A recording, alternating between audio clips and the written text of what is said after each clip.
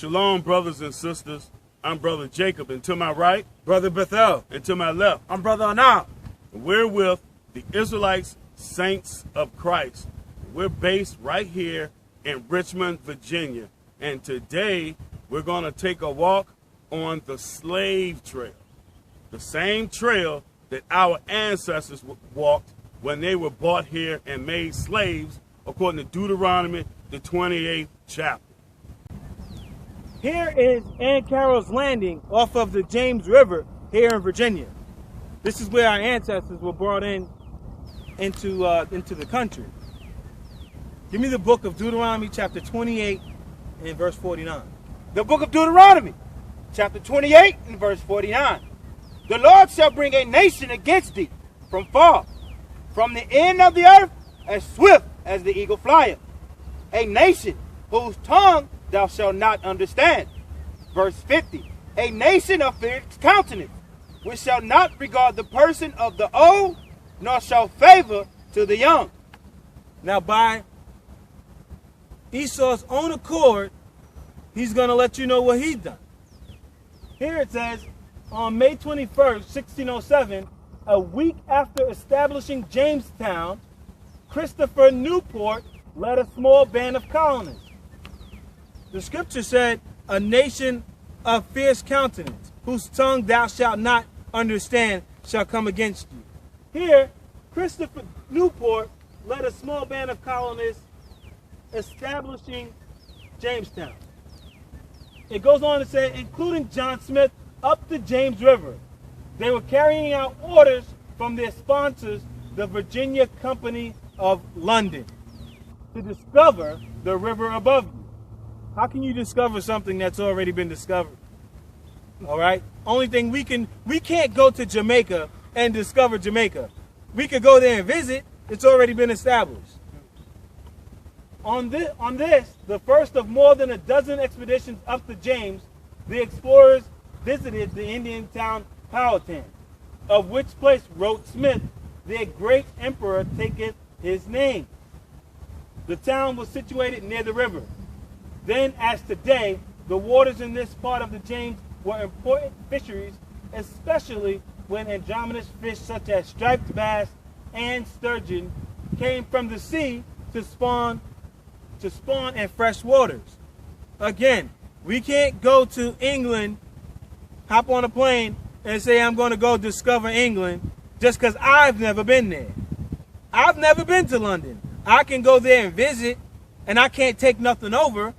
Yet, the so-called white man, according to the scripture, came here to discover the river above you, while there were already people here, as they said, visited the Indian town Powhatan, a nation of fierce countenance, which shall not regard the person of old, nor show favor to the young.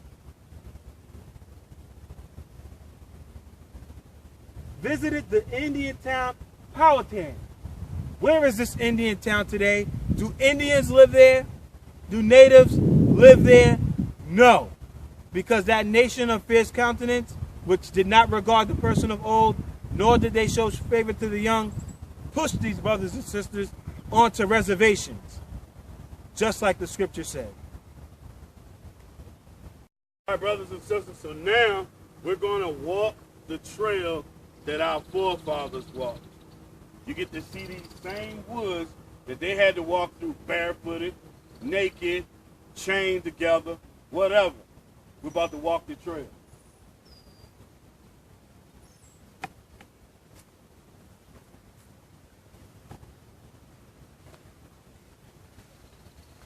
As Brother Jacob just mentioned about our people walking through here barefooted, it's a little bit more trodden down now, but you can imagine when our people first walked through here and it was rough and, man, no shoes on.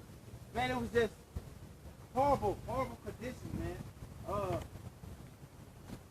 It really just puts in your mind, man, the stuff that how they tortured our people, what they done to our people. It wasn't a pretty sight, man.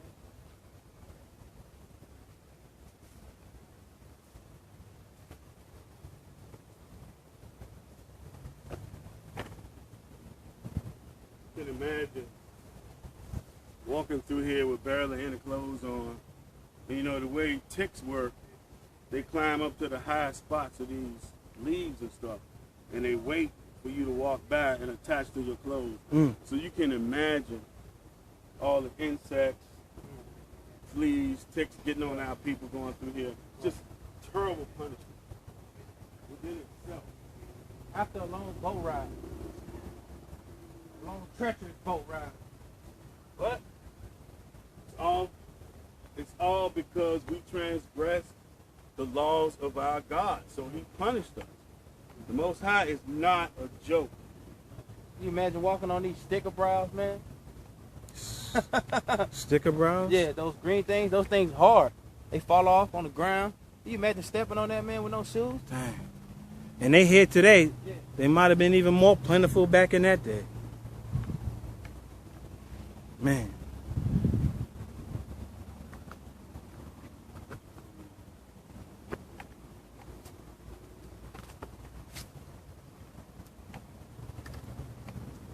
Again, they turned this into a fishing spot. How you doing, little sis?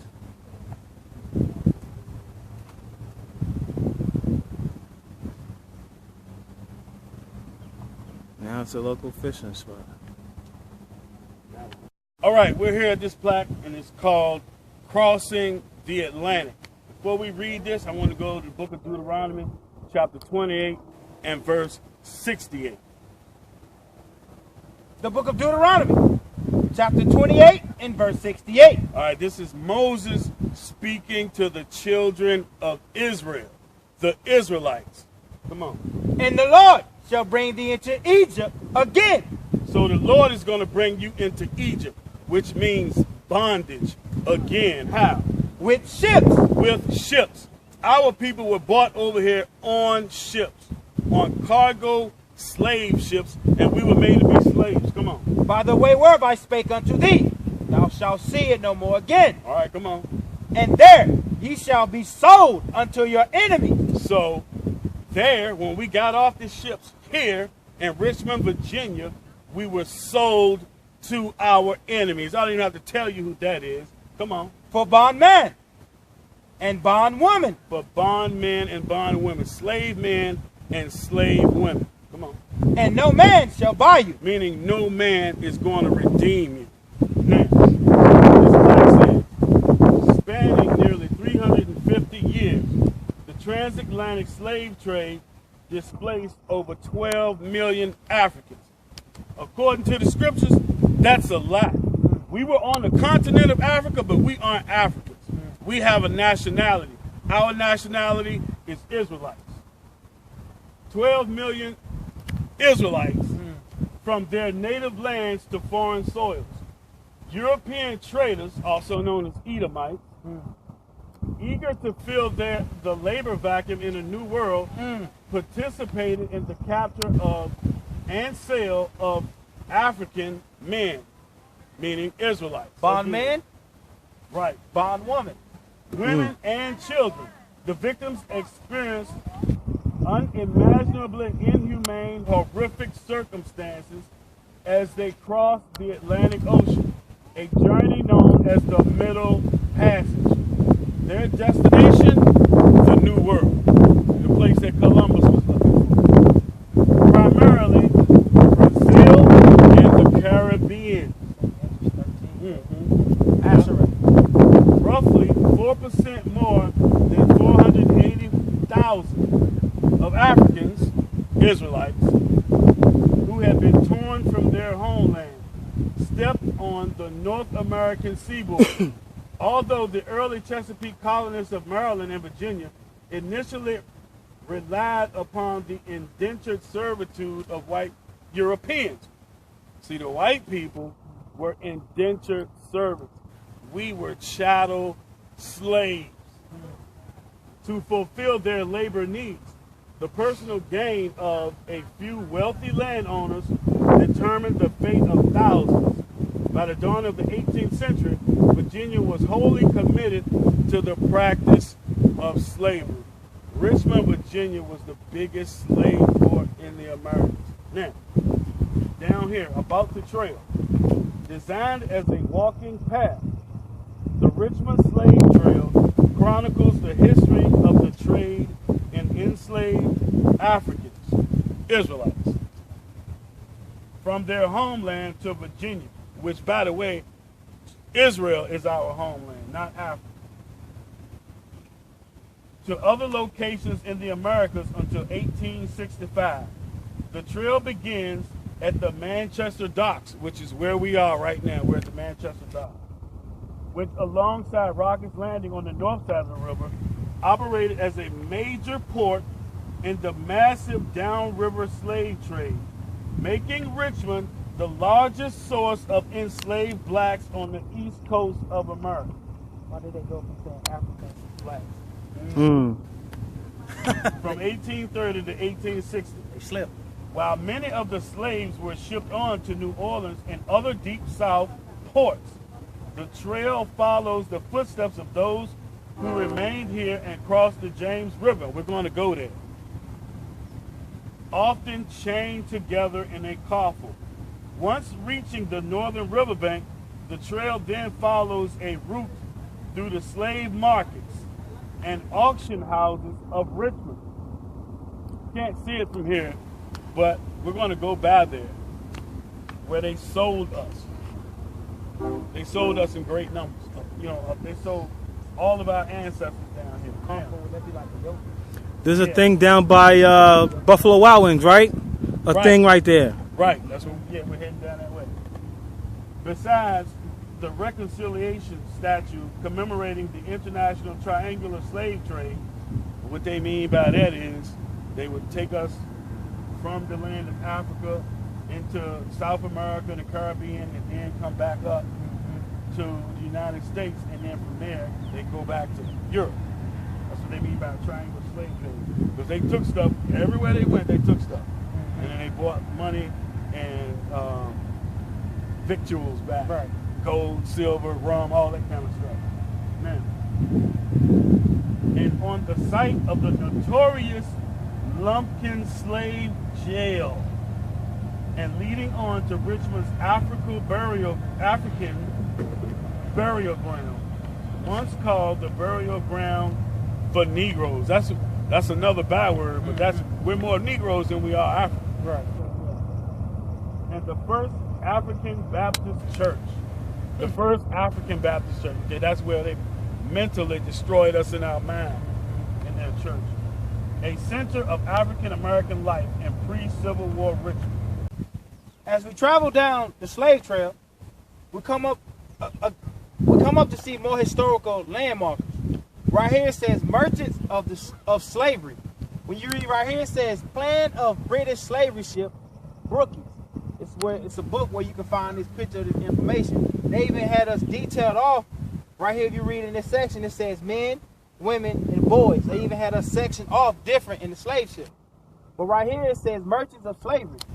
But the circumstances which struck us most forcibly was how it was possible for such a number of human beings to exist, which means it was a lot of us. So when you read in other historical references, when it talks about how many of us died over the Middle Passage and how many of us came over on ships, some of y'all might be like, oh man, 12 million? No, it can't be. But they telling you right here, it was a mass number of us. Like it says in Scripture, Israel shall be as the sands of the sea. I mean, it's going to be a lot of us. You can't number it. But it says packed up and wedged together as tight as they could cram them. So that means they tried to make every trip count. Like if capacity was only 500, they was trying to get 700 in that ship. Because they tried to make every trip count because slavery was big business. It says in low sails 3 feet high. So you cramming people in low sails 3 feet high. You just jamming them in there. It'd be like trying to stuff a bunch of people in a cubby hole. Sardines in the can. Right. It says 3 feet high. The greater part of which, except that immediately under the graded hatchways, was shut out from light or air. So a lot of them was in total darkness, solitary confinement. You can imagine somebody in solitary confinement with no light, no air. Suffocate, man. It plays on your mental. You start going crazy. You start seeing stuff. You start hallucinating. By the time if you survived in that part to the time you got off the ship a year and a half later, man, you weren't even the same person. It shows you how they treated us, man. It says light and air. And this when the meter exposed to the open sky was standing in the shades on our deck at 89 degrees Fahrenheit. That's hot. In the shade. So that's hot. You let somebody put you in 89 degrees Fahrenheit. You're going to be like, man, it's hot in here. It says the space between the decks was divided into two components. 3 feet, 3 inches high. The size of one was 16 feet by 18, and of the other 40 by 21. Into the first were crammed the women and girls. The second, the men and boys. 226 fellows. So when you say cramming something in something, that means it really ain't no room, but you just keep pushing it. You keep making room. You cramming it in there. You making it fit. You can imagine, man, being crammed up in a car. Imagine being crammed in a boat. You chain together. You can't go to the bathroom. They feed it wasn't like they was getting meals. They throwing slop down there, feeding whatever. If you ate, you ate. You didn't, you didn't. We went to the bathroom on each other. On each other, right. So you can imagine if a woman still having her cycle, she's bleeding. You can imagine, man, the diseases that our people was dying from. Some of them probably was glad to be thrown over a ship, man. Would you rather die than for somebody to pee on you, for somebody to defecate on you, somebody to have their menstrual cycle on you, man? That's horrible conditions. And this is how they did our people. It says in another space between 220 fellow creatures were thus thrust into one space, 288 feet square, and 336 into another space, 800 feet square, giving to the whole an average of 23 inches, and to each of the women not more than 13 inches. So you can just imagine how much room they like this. They like this in there. It wasn't no enough room to fit your body, nothing right, more. Nothing more, nothing less, because slavery was big business. So they tried to make every trip count. But we can read that in scripture, the book of Isaiah, chapter 22, verse 17. The book of Isaiah, chapter 22 and verse 17. Behold, the Lord will carry thee away with a mighty captivity. A mighty captivity. Mighty. A mighty captivity means mass. Mighty means powerful. A powerful captivity. What you read right here is powerful impact upon people, man. That wasn't something they weren't on no slave ship. They weren't on no love boat, no cruise ship. They was in bondage. Read. And will surely cover thee. Verse 18. He will surely, violently, turn and toss thee like a ball. Violently, turn and toss thee like a ball. Anybody ever seen a ship on those massive waves? Man, you up and down, back and forth, tossed to and fro like a ball. Read. Into a large country. Into a large country. We were brought from our homeland, Jerusalem, from the western banks of Africa. When you ever hear about the gate, or the door of no return, we left those docks and we came over here to the Americas. Read. There shalt thou die. There shalt thou die. And we died. Oh boy, did we die. Physically and mentally and spiritually, because now we're serving other people God. Give me Revelation chapter 18, verse 13. It said merchants of slavery. So if a merchant is big business. Ain't nobody doing more big business than America. Everybody wants to buy and sell in America because they have God's jewel. They have the people that don't own nothing, don't manufacture nothing. So what do? We are consumers. Read. The book of Revelation, chapter 18 and verse 13. And cinnamon and odors. Cinnamon and odors. They're showing you that different type of spices and different type of things that this country, America or Babylon the Great, is dealing in. And ointments of frankincense. Ointments of frankincense. Read. And wine. Wine. And oil. Oil. And fine flour. Fine flour. And wheat. And wheat. And beasts. And beasts. And sheep. And sheep. And horses. And horses. And chariots. And chariots. And slaves. And slaves. They're pointing you out to this country, America the Great, Babylon the Great, merchants of slavery. They're letting you know in scriptures, what did they sell? You're reading right here that they sold Israelites, so-called blacks, Latinos, Native Americans of Negro descent. And souls of men. Souls of men. This is what this place has done to us, man. As we further down the slave trail, we come to yet another marker. This one given a little more detail of which our ancestors experienced upon coming off of those cargo slave ships. Here it says, the despair of slavery. I had noticed the bad conditioning of this gang several times on the road. The poor wretches being travel worn and half starved, and having large sores caused by their loads and the blows and cuts they received. The ropes that confined them were also in some instances eating into their flesh. And I saw one woman still carrying the infant that had died in her arms of starvation. With that, we're going to go to the book of Deuteronomy, chapter 28 and verse 67. The book of Deuteronomy, chapter 28 and verse 67. In the morning thou shalt say, would God it were even.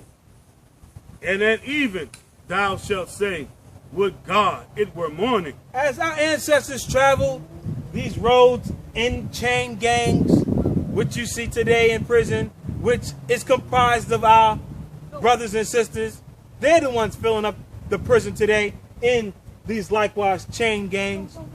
You don't think at this time our brothers and sisters thought, God, I wish this day was over. I can't wait for this day to be over. And at night, when they're getting raped by massa, I can't wait for this night to be over. Come on. Wherewith thou shalt fear, and for the sight of thine eyes which thou shalt see.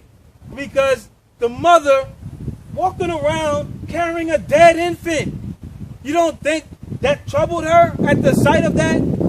The baby's father, her husband, you don't think that troubled him? Watching their brothers, their sisters being led off into captivity to wherever. Come on. That was it. Oh, that was it. Down here we have another example, all right? Let's see what this says. All right, we see here woman yokes around their neck. Let's see what they have to say about it, the historians. The women were merely tied together with the rope, because they're women, all right? About the size of a bed cord, which was tied like a halter round the neck of each.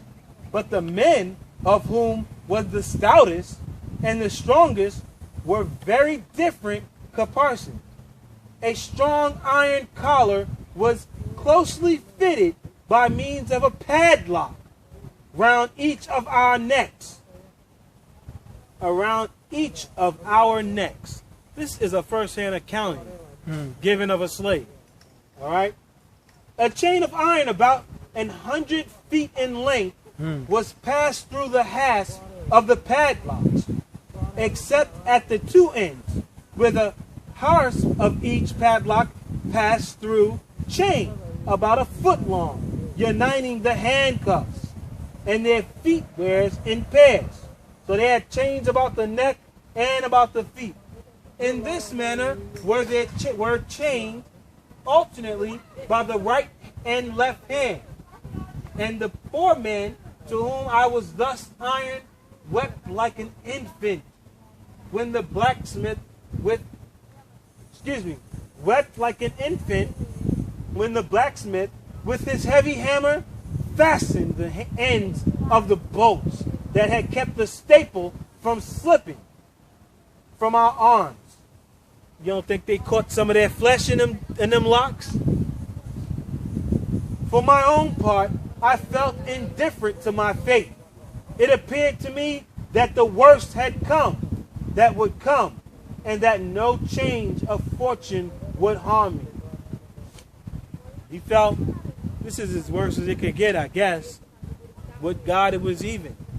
With God, it was morning. With that, we're going to go to the book of Deuteronomy, chapter 28, and verse 48. The book of Deuteronomy, chapter 28 and verse 48. Therefore shalt thou serve thine enemies, which the Lord shall send against thee. The so-called white man is whom the Lord sent against us. Come on. In hunger, and in thirst, and in nakedness. We serve them in hunger, just like today. When you want something to eat, where you going to go get it from? The so-called white man. Be it a grocery store or be it on this plantation. We raise cattle, we pick cotton, but we had to be divvied our portion. And we served them in hunger. Master, thank you. Some drink. We served them in thirst, come on. And in nakedness. And in want of all things. If your little baby girl or boy needs some glitter, where you going to get it from? Jerome ain't about to sell you no glitter or no glue. Come on. And he shall put a yoke of iron upon thy neck until he have destroyed thee. Like it says here, a strong iron collar was closely fitted by means of a padlock around each of our necks. That's what they did to our men. All right? This is history. The Bible is our history. So here we are, further down the slave trail, where I spent 25 years of my life fishing. So right now, I want Anab to bring out the book of Matthew chapter 4 and verse 18.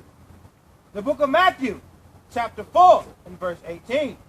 And Jesus, walking by the Sea of Galilee, saw two brethren, Simon, called Peter, and Andrew, his brother, casting a net into the sea, for they were fishers. Verse 19. And he said unto them, follow me, and I will make you fishers of men. So he said, follow me, and I will make you fishers of men. And that's what I'm doing right now, me and my brother. So let's walk down the trail a little bit to this next marker.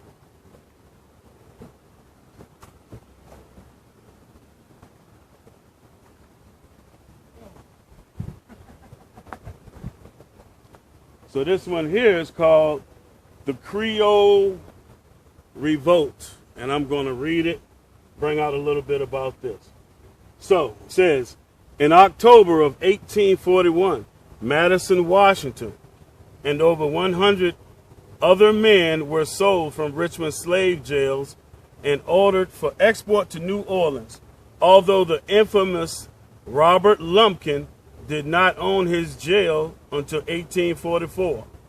He was one of several shippers in Richmond who contracted with the Creole, and some sources suggest that he might have owned anywhere from 41 to 90 of the passengers slated for this particular voyage. Not only that, he ended up being married to one of the slaves and having children with her.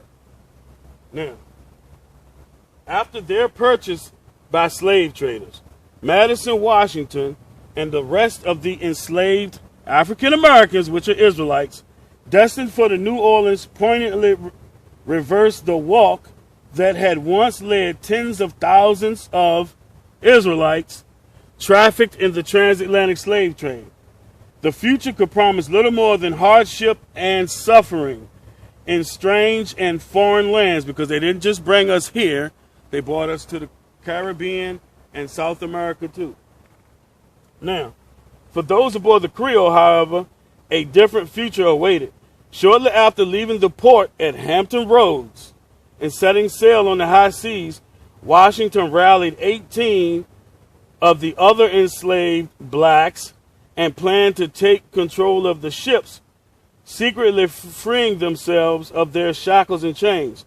The men surprised the crew on deck, seized hold of their weapons, and demanded the Creole set a course for Nassau, a British-governed port in the Bahamas. So the Bahamas was owned by the British. They enslaved our brothers and sisters down there. Now, scholars speculate that Washington was one of the many enslaved people who participated in an extensive communication network that had developed over the years.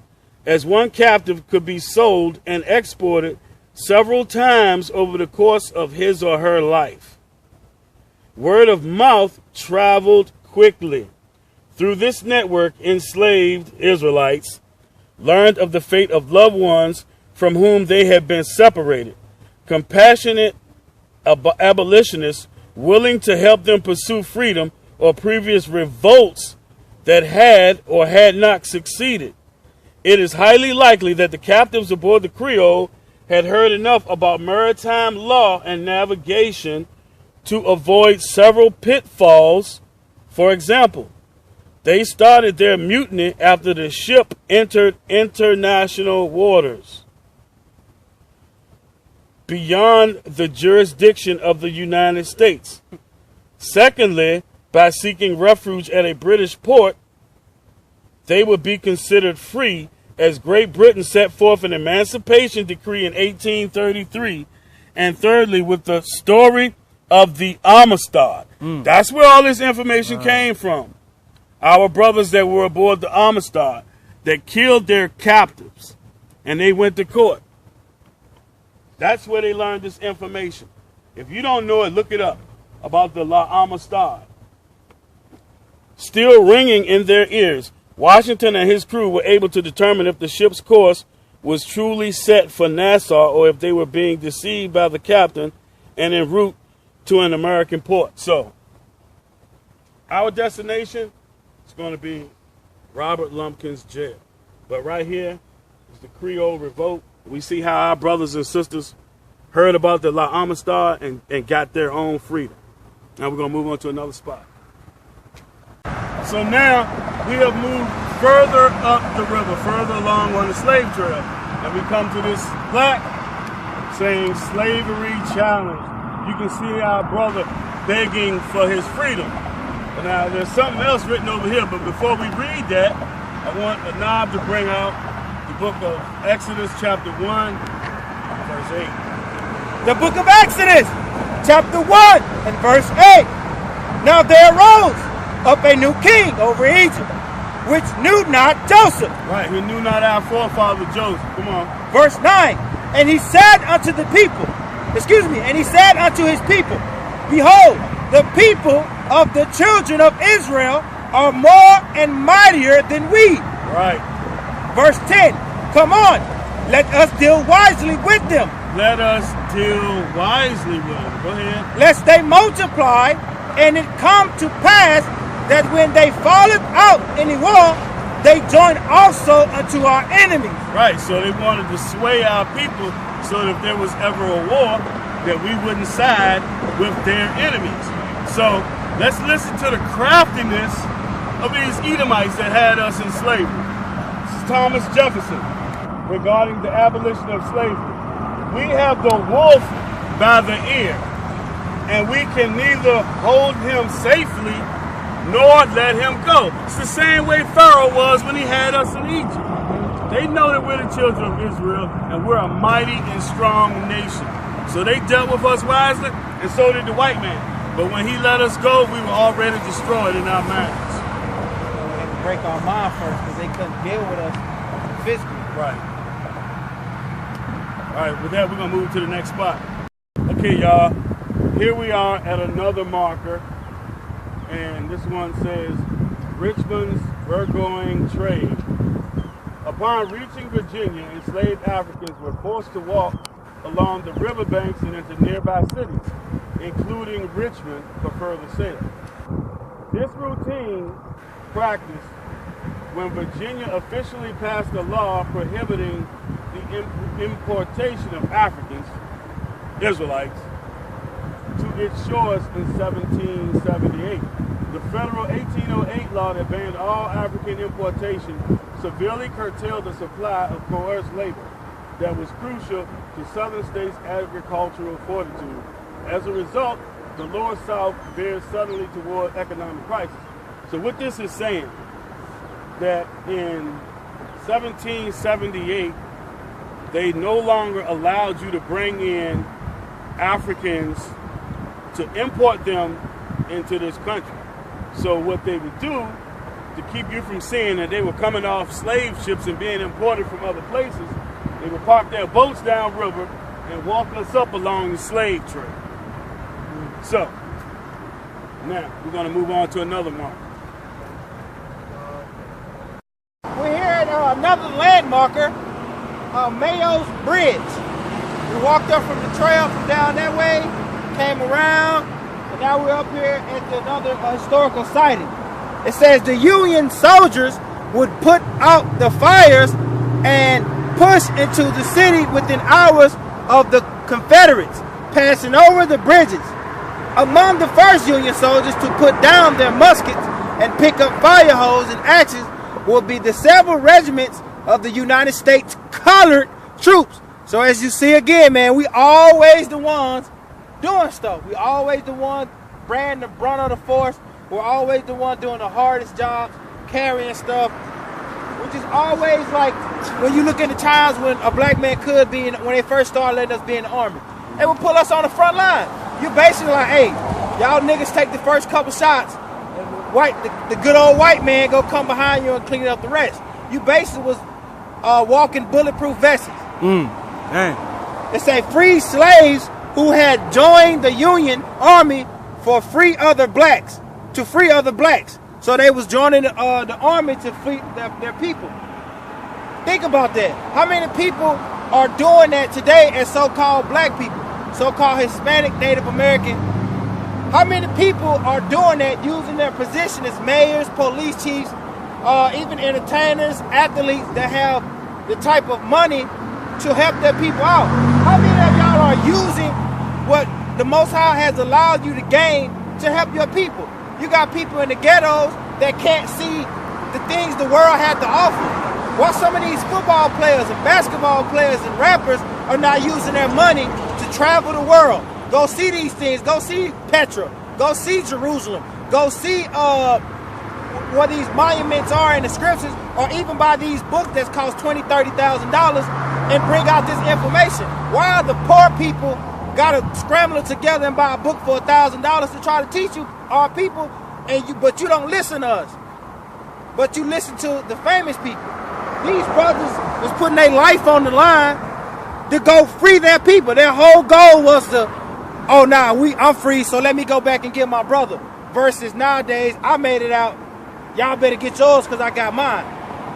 It says instead of letting the Confederate capital burn to the ground, these black men who had every reason to hate Richmond helped save it. The scriptures say, though hand join hand, the wicked will not go unpunished. So our people had every right to let this city burn to the ground, but they saved it. Why? Because as the scriptures say, they already was destroyed in their mind. You think I'm going to save this country if it's burning? When the Most High God sent Christ to destroy this place, Lord's will, we be fighting with Christ, but I damn sure ain't going to be trying to put out no fire, man. Right. Stop the assimilation.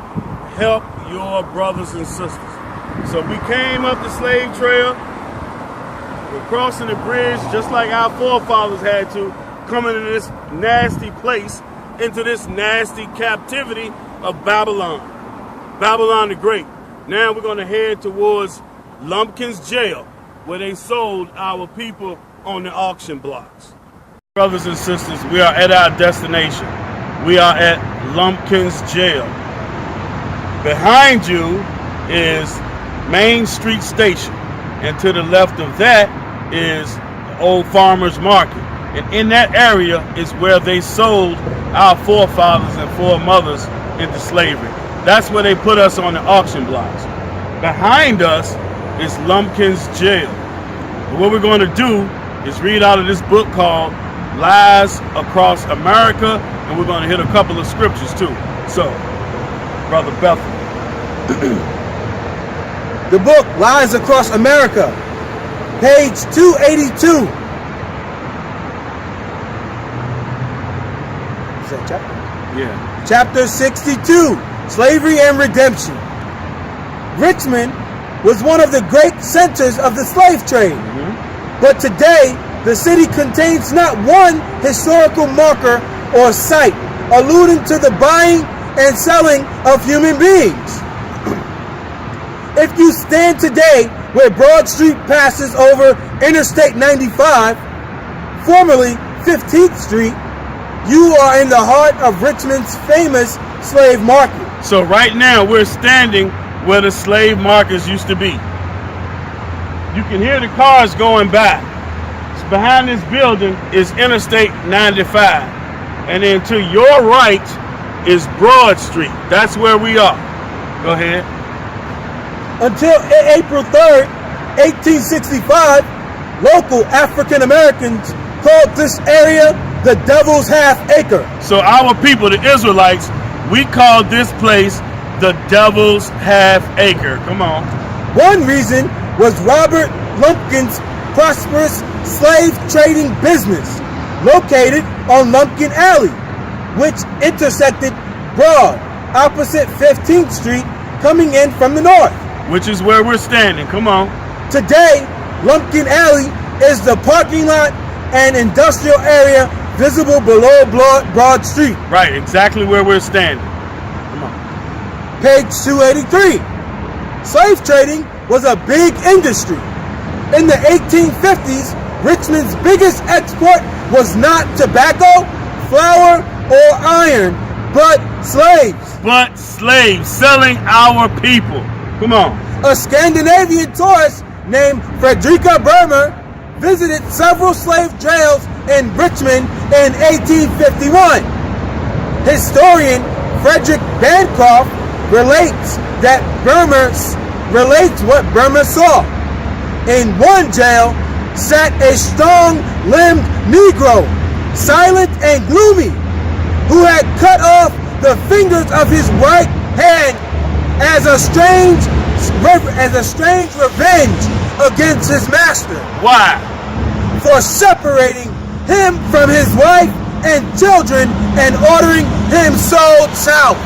So he got separated from his family, from his wife and his children, and he was sold. Let's see if that's in the scripture. The book of Deuteronomy, chapter 28 and verse 32.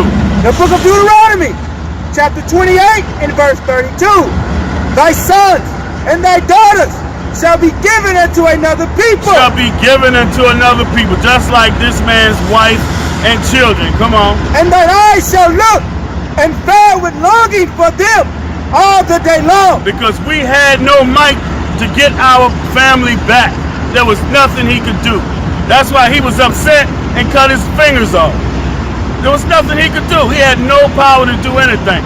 Now give me verse 41. The book of Deuteronomy, chapter 28 and verse 41. Thou shalt beget sons and daughters. Right.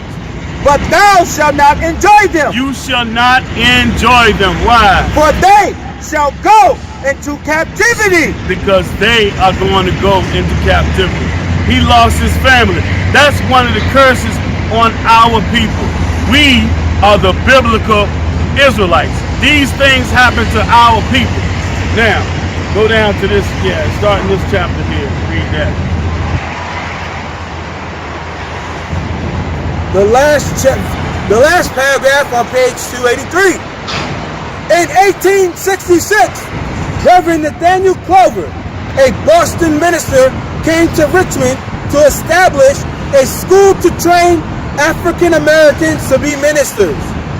No white would rent him a suitable building, but Mary Ann Lumpkin offered to lease him Lumpkin's jail, a solid 2-story structure with barred windows.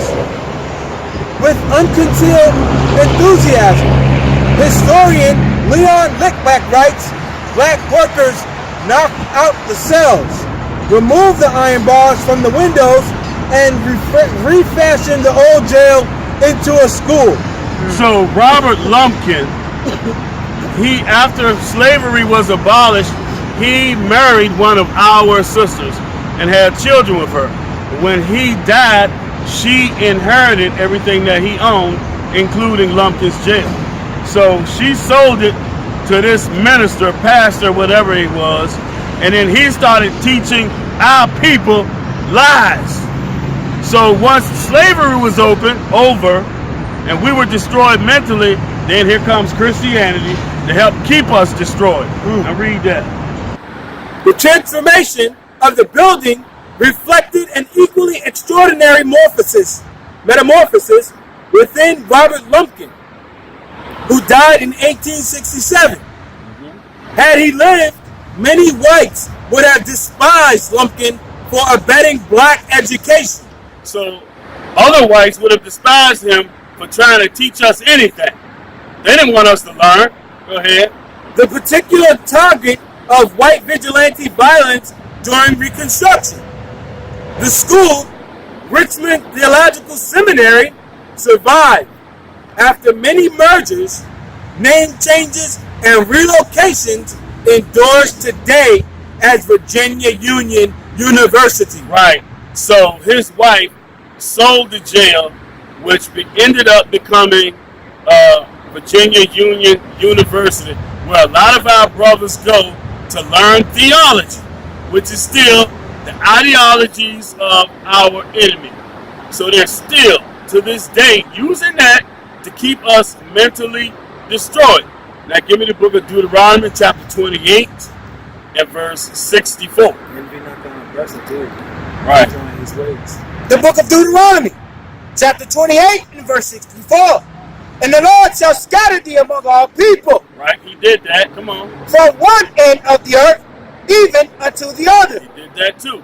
And there thou shalt serve other gods, which neither thou nor thy fathers have known. Because our forefathers in Israel, we did not know their gods. We didn't know white man Jesus. We didn't do the things they do in Christianity or Catholicism.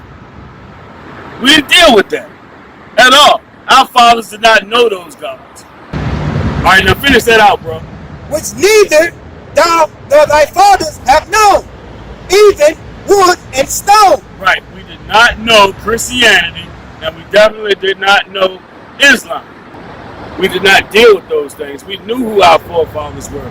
We knew what they looked like. You couldn't fool them with white man Jesus. It took generations to do that. So, there you have it. We have walked the slave trail, showing you what our forefathers went through. We end up here at Lumpkin's jail. So that ends our journey on the Richmond Slave Trail. With that, I'm Brother Jacob. To my right, Brother Bethel. and to my left, Brother Anam. visit us at Israelites Saints of Christ.org and on Facebook, Virginia Israelites and Israelites Saints of Christ. With that, we say Shalom. Shalom.